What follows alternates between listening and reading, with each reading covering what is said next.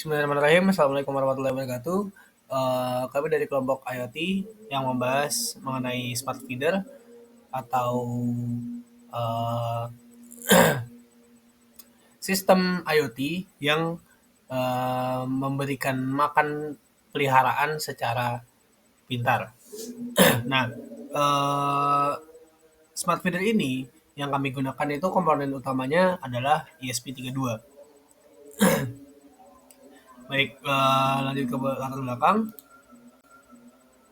Nah, smart feeder ini merupakan solusi otomatisasi pemberian makan hewan peliharaan yang dikembangkan dengan memanfaatkan teknologi IoT. Sistem ini menggunakan perangkat utama seperti ESP32, sensor berat atau load cell, kamera, serta aplikasi mobile untuk memberikan kontrol dan pemantauan jarak jauh. Nah, eh, smart feeder ini itu sangat kami mengembangkan untuk memudahkan pengguna atau pet lover agar bisa lebih mudah atau lebih efisien untuk melihat untuk mengontrol dan memelihara peliharaan mereka sendiri.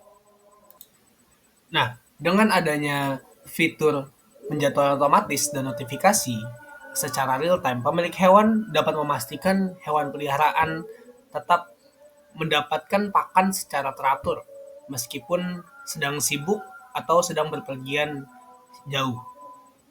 Nah, selain itu, integrasi layanan cloud dan keamanan data menjadikan sistem ini tidak hanya praktis tetapi juga andal dan fleksibel untuk dikembangkan lebih lanjut dalam ekosistem smart feeder secara smart home seperti itu.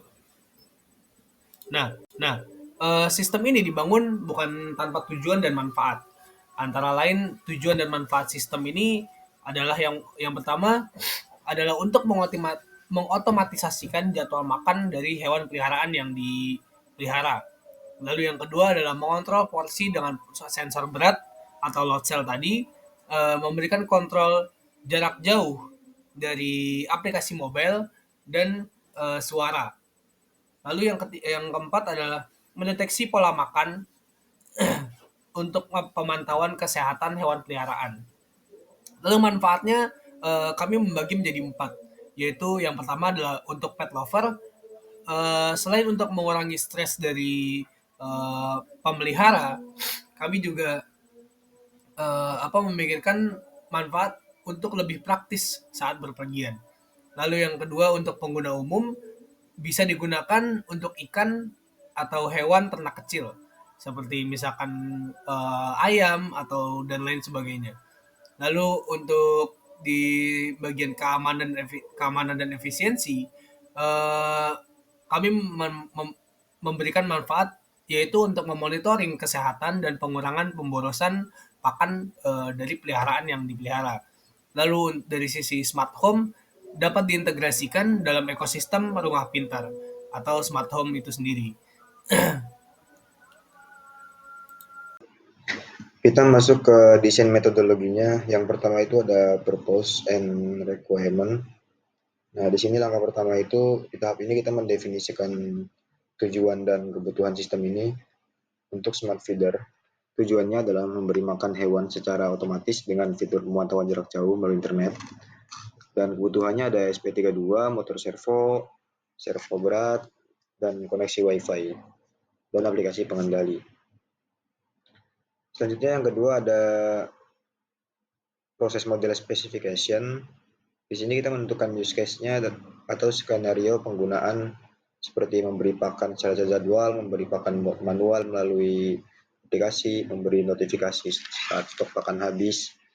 Nah, terus selanjutnya ada domain model specification itu mengidentifikasi entitas fisik, virtual, perangkat, dan sumber daya. Contohnya dispenser pakannya, SP32-nya, terus aplikasi mobile-nya, terus database cloud-nya, dan lain-lain. Nah, selanjutnya ada information model specification.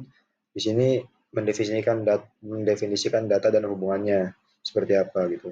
Sistem ini tuh menyimpan data seperti jadwal pakan, lokativitas, status stok, Itu dikirim ke perangkat oleh perangkat ke server dan bisa diakses lewat aplikasi. Selanjutnya ada service specification, yaitu pemetaan model proses dan informasi menjadi layanan yang nyata, seperti layanan penjadwalan, layanan monitoring stok, dan layanan notifikasi. Notifikasi jika akan sudah habis. Selanjutnya ada IoT level and functional view specification. Nah, di sini kita menentukan level IoT-nya, yaitu level-level sistem, yaitu perangkat, gateway, dan aplikasi. Kemudian kita petakan ke dalam functional view atau kelompok fungsi seperti kontrol lokal, pemrosesan data, dan kontrol jarak jauh. Lalu ada operational view specification. Di sini mendefinisikan opsi komunikasi, hosting, penyimpanan, dan perangkat. Dalam proyek kali ini, Smart Feeder komunikasinya memakai Wi-Fi dengan protokol HTTP atau MQTT, hosting di cloud seperti Firebase, dan perangkat ESP32 dengan motor servo. Nah, yang ke-10 ada device and component integration di tahap ke-9 ya. Oh, sorry, ke-9. Nah, di sini kita melakukan integrasi perangkat semua komponen seperti ESP32, motor servo, dan sensor itu dihubungkan, diuji, dan dipastikan bersama bekerja secara sinergis, bekerja secara normal. Dan terakhir ada application development. Di sini kita mengembangkan aplikasi mobilenya atau webnya, tapi kita di sini pakai aplikasi mobile untuk antar muka pengguna agar bisa mengendalikan IoT ini. Bisa diatur secara manual ataupun auto. Kita masuk ke tahap pertama, yaitu purpose and system requirement. Di sini kita melakukan 3 hal, yaitu meningkatkan efisiensi pemberian pakan hewan melalui otomatisasi. Jadi dijadwal bisa otomatis dan bisa otomatis juga lewat sensor berat. Jika berat pakannya tidak melebihi berat wadah, maka dinyatakan habis makanan. Selanjutnya di sini ada mengurangi ketergantungan pemantauan manual. Jadi kita bisa lebih enak untuk memantau lewat aplikasi gitu. Tidak harus ke tempat di mana hewan kita berada. Dan juga bisa memantau lewat kamera juga. Dan selanjutnya ada memberikan kontrol dan feedback real time kepada pengguna. Nah, ini melalui aplikasi yang kita buat itu menampilkan status pakan, ada mode operasionalnya dan tampilan kamera hewan secara langsung. Nah, selanjutnya di sini apa yang dilakukan oleh sistemnya, sistem requirement-nya. Yang pertama itu data collection. Itu datanya dikumpulkan oleh sensor load cell untuk mengukur jumlah pakan. Dan kamera juga digunakan hanya untuk memantau keberatan hewan, bukan memantau pakannya gitu. Dan di sini data analis hanya dilakukan untuk berat pakannya. Sistem itu mengevaluasi kapan perlu ditambahkan berdasarkan ambang batas tertentu. Ambang batasnya itu berat pakannya. Jika berat pakannya tidak terdeteksi atau terdeteksinya hanya berat wadahnya, maka dinyatakan habis. Sini ada sistem manajemen juga, penjadwalan otomatis pemberian pakan dan kontrol dispenser berbasis waktu atau berat. Nah, kamera itu bisa digunakan setiap saat. Setelah jadi kamera ini seperti live stream hewan kita gitu. Dan di sini ada data privasi dan security. Videonya juga dienkripsi supaya tidak dilihat oleh orang lain, hanya bisa dilihat oleh pengguna. Dan ada user interface, kita menggunakan mobile app, menampilkan status berat pakan, mode operasional dan lain-lain. Dan notification and communication. Di sini notifikasi dikirim kepada pengguna jika pakan habis atau ada kerusakan sistem. Nah, di sini ada proses specification, yaitu mau seperti apa sistem berjalannya. Nah, kita dimulai dari atas start. dan memilih mode. Bisa auto, bisa manual. Jika kita memilih otomatis, maka pakan akan terisi ketika si sensor di wadahnya ini mendeteksi bahwa eh, misal berat wadah 10 gram. Nah, jika si sensor mendeteksi bahwa berat di wadahnya hanya 10 gram, maka dinyatakan makanannya habis karena tidak ada makanan yang menambah berat si wadahnya ini. Nah, dari situ kalau kurang dari wadah, maka on dispensernya mengeluarkan makanan. Jika lebih dari wadah, maka dispensernya off, tidak mengeluarkan makanan. Bisa juga manual, suka-suka hati yang punya alat ini. Walaupun makanannya masih ada, jika user menghendaki bahwa dia mau menaruh makanan lagi, menjalankan dispenser lagi, maka bisa on.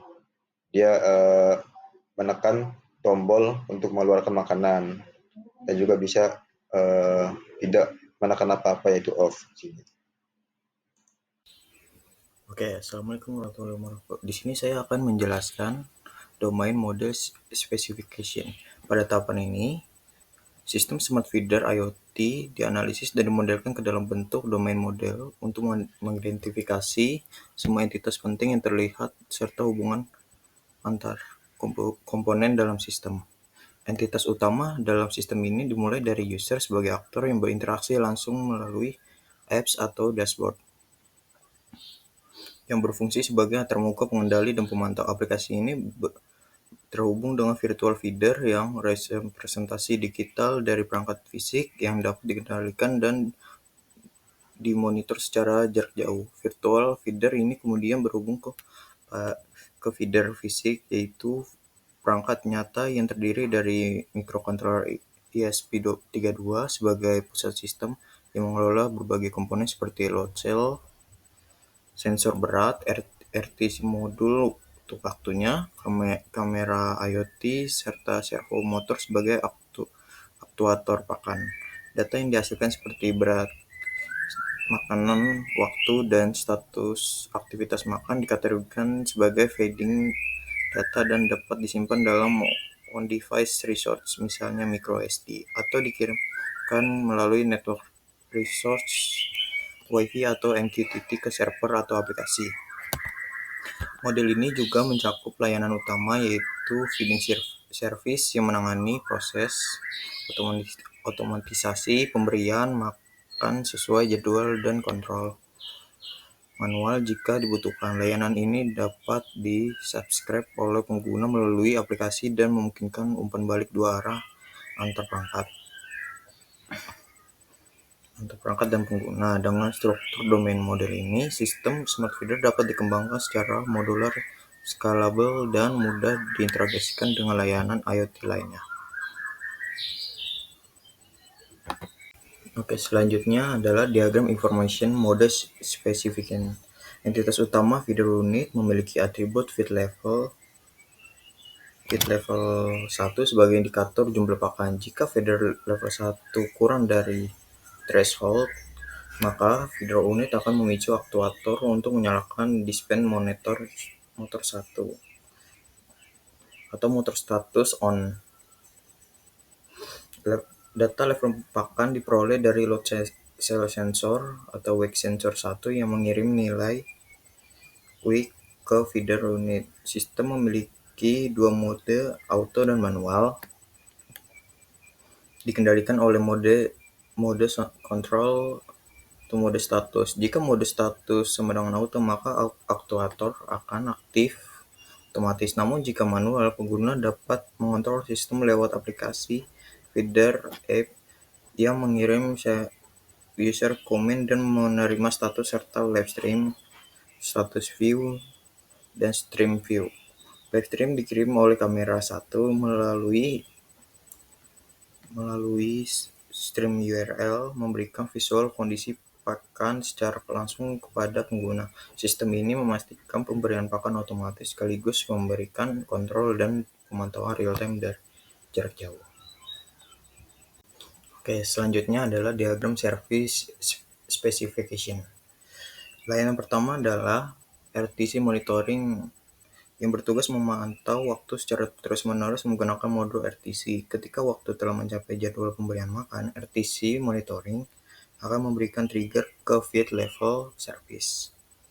Feed level service kemudian akan membaca data dari sensor load cell untuk mengecek apakah berat pakan berada di bawah ambang batas threshold yang sudah ditentukan. Jika pakan dinyatakan habis atau kurang, layanan ini akan mengaktifkan servo control service untuk menjalankan servo motor agar pakan bisa dikeluarkan. Selain itu, feed level service juga akan mengirimkan informasi status dan log aktivitas ke app interface service sehingga pengguna dapat melihat status pemberian pakan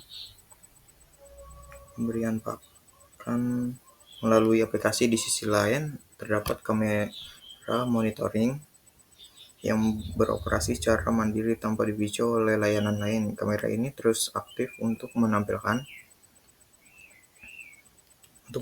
live stream aktivitas hewan secara langsung ke aplikasi sehingga pengguna dapat memantau kondisi hewan peliharaan secara real time.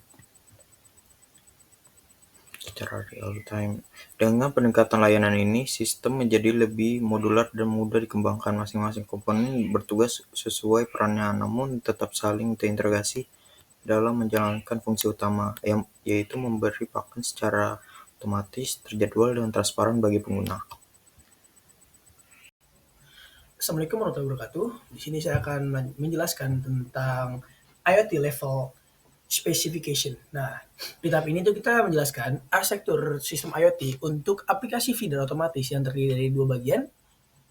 Yang pertama ada lokal atau perangkat keras yang berjalan secara lokal, dan yang kedua itu ada cloud, layanan dan aplikasi yang berjalan di server.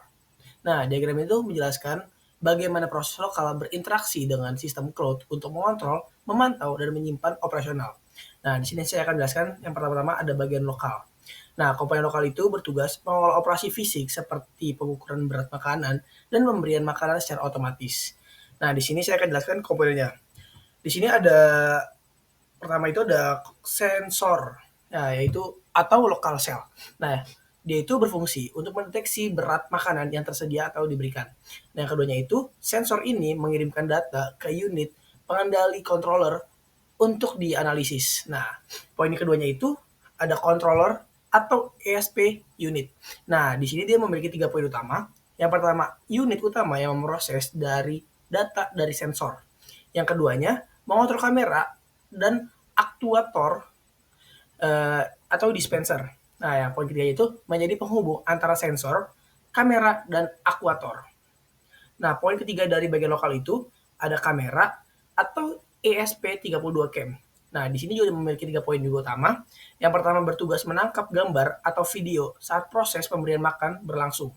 Poin keduanya itu dapat mengirimkan data ke cloud storage yang dibutuhkan. Poin ketiganya terhubung ke controller. Nah, selanjutnya ada aktuator atau dispenser. Nah, tugas utamanya itu merupakan alat untuk mengeluarkan makanan secara otomatis sesuai perintah dari controller. Poin keduanya diaktifkan berdasarkan logika yang diproses oleh controller dari data sensor. Selanjutnya, saya akan menjelaskan untuk bagian cloud. Nah, sistemnya itu, cloud itu tuh berfungsi sebagai pusat kendali jarak jauh, menyimpan data, dan integrasi antar muka pengguna. Nah, di bagian cloud ini kita memiliki 4 poin utama. Yang pertama ada mobile app atau feeder application. Nah, di feeder application ini kita memiliki 3 poin utama. Yang pertama, aplikasi yang digunakan oleh pengguna untuk memantau dan mengendalikan sistem. Poin keduanya, mengirimkan dan menerima data melalui REST API. Poin ketiganya, dapat menampilkan data berat makanan, status pemberian makanan, dan serta menggambarkan dari kamera. Nah, di bagian cloud juga ada REST API atau web server. Nah, dia memiliki 3 poin utama, menjadi penghubung antar aplikasi mobile dan layanan backend atau Firebase. Nah, poin keduanya itu menerima permintaan dari aplikasi mobile dan mengirimkan instruksi Firebase atau cloud storage. Nah, poin ketiga itu menyediakan endpoint untuk komunikasi dua arah. Nah, selanjutnya ada poin ketiganya itu ada Firebase. Nah, pertama, dia itu digunakan untuk sebagai database real time untuk menyimpan dan mengelola data dari sistem. Sehingga itu menerima data dari REST API dan menyimpan atau menyinkronkan dengan mobile app. Nah, selanjutnya dapat berkomunikasi dengan cloud storage untuk menyimpan file media atau foto video. Dan poin terakhir di bagian cloud itu ada cloud storage. Nah, dia itu menyimpan opsional untuk gambar atau video dari SP32KB ini. Selanjutnya itu terhubung REST API dan Firebase untuk pengelolaan file media. Dan yang terakhir, nah itu dapat diakses melalui aplikasi mobile untuk keperluan monitoring visualnya. Nah, alur umum sistemnya itu, pertama itu dia sensor load cell, mengukur berat makanan ke kontrol dan menerima data. Yang kedua itu, kontrol memproses data dan memutuskan apakah dispenser perlu diaktifkan. Yang paling ketiganya, kamera itu menangkap gambar atau video aktivitas jika diperlukan. Nah, yang keempat, kontrol dapat mengirim data cloud melalui REST API. Yang kelima, REST API menyimpan data ke Firebase dan cloud storage jika berupa media. Dan yang terakhir, nah pengguna tuh bisa memantau dan mengontrol sistem melalui mobile app yang terhubung ke Firebase via REST API-nya itu.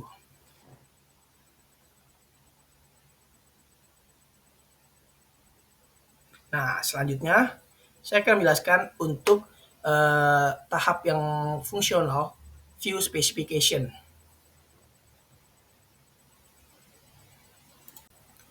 Selanjutnya saya akan menjelaskan tentang functional view specification. Nah, yang pertama itu sensor load cell ke sensor device VG. Nah, load cell ini masuk dalam kategori sensor karena langsung membaca kondisi fisik berupa berat pakan yang tersisa dalam wadah. Nah, sensor ini tuh merupakan titik awal dalam pengambilan keputusan otomatis. Yang kedua, aktuator atau servo motor. Nah, ke aktuator device VG. Nah, servo motor yang mengatur pengeluaran pakan digolongkan sebagai aktuator karena menerima perintah dari sistem menghasilkan aksi fisik atau menggerakkan pintu wadah makanannya. Selanjutnya, controller atau ESP32 unit ke computing device atau device VG. Nah, ESP32 ini berfungsi sebagai pusat pengelolaan data yang menjalankan logika sistem, menerima data sensor, dan mengendalikan aktuator. Nah, oleh karena itu, ini tuh dikategorikan sebagai perangkat komputasi computing dan device. Nah, selanjutnya itu ada kontrol SP32 unit ke native service atau service VG. Nah, selain sebagai perangkat fisik, SP32 ini menjadikan layanan logika atau native service seperti mode otomatis atau manual control filling berdasarkan ambang berat pakannya. Nah, selanjutnya itu ada SP32 monitoring. Nah, ke device management atau manajemen VG. Nah, SP32 ini tuh juga memonitoring perangkatnya sendiri seperti koneksi Wi-Fi, kondisi sensor, dan keberhasilan proses feeding. Nah, yang menjadikannya bagian dari pengelolaan perangkat atau device management. Selanjutnya itu ada kamera ESP32 cam ke sensor dan komunikasi protokol atau device dan komunikasi VG. Nah, kameranya juga digunakan untuk pengawasan visual, berperan sebagai sensor pasif dan juga mengendalikan protokol komunikasi atau HTTP stream snapshot untuk mengirimkan data ke aplikasi. Nah, selanjutnya itu ada cloud storage. Nah, itu dia ke communication protocol. Nah, jika gambar atau video ESP32 cam ini disimpan, maka jalur komunikasi antara ESP32 dan cloud. Nah, misalnya FreeBSD storage ini menjadi bagian dari protokol komunikasi cloud. Selanjutnya ada REST API atau web server. Dia itu ke communication API. Nah, REST API ini berfungsi sebagai penghubung antara ESP32 dan aplikasi. Nah, dia itu mengenai rute seperti status, mode, REST feed, menjadikannya bagian dari API komunikasi. Selanjutnya ada Firebase ke database server. Nah, Firebase ini menyimpan data seperti berat pakan, status, mode, dan histori pemberian makan. Ini menjadikannya elemen utama dari lapisan database server. Dan juga ada Firebase. Nah, data manajemen dari Firebase ke data manajemen. Nah, selain sebagai tempat penyimpanannya, Firebase juga mengatur struktur dan data sinkronasi satu perangkat, sehingga juga dikategorikan sebagai bagian dari pengelolaan database. Selanjutnya ada feeder ke mobile app. Nah, aplikasi mobile memungkinkan pengguna untuk melihat status sistem dan mengirim perintah feeding atau menggunakan mode sehingga tuh masuk tuh dalam VG aplikasi mobile. Selanjutnya ada feeder application ke authentication atau auto region. Nah, akses ke aplikasi dan kontrol feeding memerlukan autentifikasi dan otoritas, terutama jika terhubung Firebase Auth. Ini menjadikannya terikat langsung dengan lapisan keamanan. Selanjutnya feeder ke mobile service. Nah, aplikasinya juga menjalankan layanan seperti polling status, menampilkan feeding kamera, dan mengirimkan perintah feeding. Fitur ini juga menjadikannya bagian dari mobile service. Selanjutnya ada control ke sensor, ke observer mode, dan aplikasi manajemen VG. Nah, SP32 secara lokal memantau data sensor dan eksekusi logika dan mengirim data status ke cloud. Ini tuh mencerminkan fungsi observer, node, dan application management. Dan yang terakhir itu aplikasi dan backend ke application server atau application VG. Nah, REST API ini layanan backend yang menyediakan CND point untuk app atau aplikasi. Nah, merupakan bagian dari application server karena menanganinya logika antara klien dan database. Selanjutnya saya akan menjelaskan operational view specification. Nah, yang pertama ada application VG. Application VG bertanggung jawab menyediakan antar muka pengguna serta mengatur alur data dan kontrol utama dari sistem smart feeder. Nah, komponen dalam VG ini meliputi mobile app yang digunakan pengguna untuk melihat status berat makan, mengatur node, mengatur mode, otomatis atau manual, dan memberikan perintah pemberian makan secara langsung. Nah, aplikasi server ini bertugas menyediakan REST API yang menggabungkan SP32 dengan aplikasi database. Server menggunakan Firebase real-time database yang menyimpan status feeder dan log aktivitas secara sinkron dan real-time antar perangkat dan aplikasi. Selanjutnya, manajemen VG. Nah, manajemen VG ini berfungsi untuk mengatur dan memantau semua elemen sistem, baik perangkat keras maupun infrastruktur cloud. Nah, komponen utamanya meliputi application management melalui Firebase Console untuk mengelola versi aplikasi dan kontrol akses, dan database management yang menangani struktur dan aturan data dalam Firebase, serta device management untuk memantau konektivitas dan status operasional perangkat SP32, termasuk respon, aktuator, dan pembacaan sensor secara periodik. Nah, selanjutnya service VG. Service VG ini berfungsi untuk menyediakan layanan utama agar sistem berjalan secara otomatis dan responsif. Native service dijalankan langsung pada SP32 untuk membaca data sensor load cell dan menjalankan logika pemberian pakan otomatis berdasarkan kondisi berat. Nah, sementara itu, mobile service memungkinkan aplikasi untuk mengakses status sistem dan mengirimkan perintah feeding secara langsung ke SP32 melalui REST API. Nah, dia juga memastikan keterhubungan yang real time dan efisien antar pengguna dan perangkat. Selanjutnya, ada communication VG. Nah, communication VG ini menjembatani komunikasi antar komponen dalam sistem. Nah, komunikasi antar SP32 dan server menggunakan REST API dengan protokol HTTP atau HTTPS. Nah, sedangkan kamera SP32 Cam menggunakan protokol streaming seperti MJPEG. Komunikasi juga mencakup berbagai lapisan protokol mulai dari lapisan fisik atau Wi-Fi, lapisan jaringan atau IPv4, lapisan transport atau TCP, hingga lapisan HTTPS yang memastikan mengalir aman dan konsisten antar komponen. Nah, selanjutnya ada device VG. Nah, device ini tuh terdiri dari perangkat keras utama yang menjadi inti fungsional dari smart feeder. SP32 ini dan SP32 Cam ini berperan sebagai computing device yang memproses dan mengontrol sistem load cell, digunakan sebagai sensor yang mengukur berat pakan secara akurat. Nah, sedangkan servo motor berfungsi sebagai aktuator untuk mengeluarkan pakan. Nah, sistem ini juga menggunakan display fisik karena seluruh informasi ditampilkan melalui aplikasi mobile. Nah, selanjutnya ada security FD. Nah, security FD ini bertugas untuk menjamin keamanan sistem, baik dari akses maupun integritas data. Nah, sistem ini tuh menggunakan Firebase Authentication untuk memastikan bahwa hanya pengguna yang telah terverifikasi yang dapat mengakses aplikasi. Nah, selain itu juga Firebase database juga rules digunakan untuk mengatur hak akses terhadap data, baik untuk membaca maupun menulis. Nah, sehingga juga setiap pengguna hanya dapat mengakses feeder miliknya masing-masing. Oke, sekian dari saya. Jadi pada saat ini terlihat integrasi komponen utama dalam sistem Smart Feeder IoT. Jadi di sini ada microcontroller ESP32 Room 32. Ini buat pusat kendali. Jadi ngomongin beberapa perangkat seperti load cell dengan modul HX711. Terus itu juga bisa buat baca berat pakan. Terus ada servo motor SG90 buat buka tutup tempat pakannya. Lalu ada RTC DS3231 buat ngatur waktu pemberian secara presisi. Dan selain itu juga ada sistem yang dilengkapi dengan SP32 Cam atau IP Cam buat mantau aktivitas pemberian pakan secara real time. Jadi semua komponen ini dirangkai dan dikendalikan secara otomatis melalui SP32.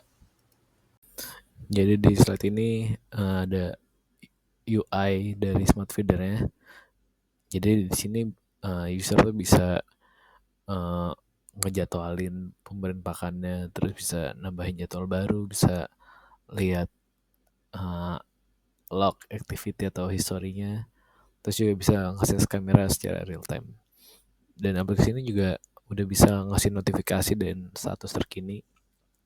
Jadi user tuh tahu bisa mantau dari jarak jauh atau dari HP. Mungkin cukup sekian presentasi dari kami. Kurang lebih mohon maaf. Wassalamualaikum warahmatullahi wabarakatuh.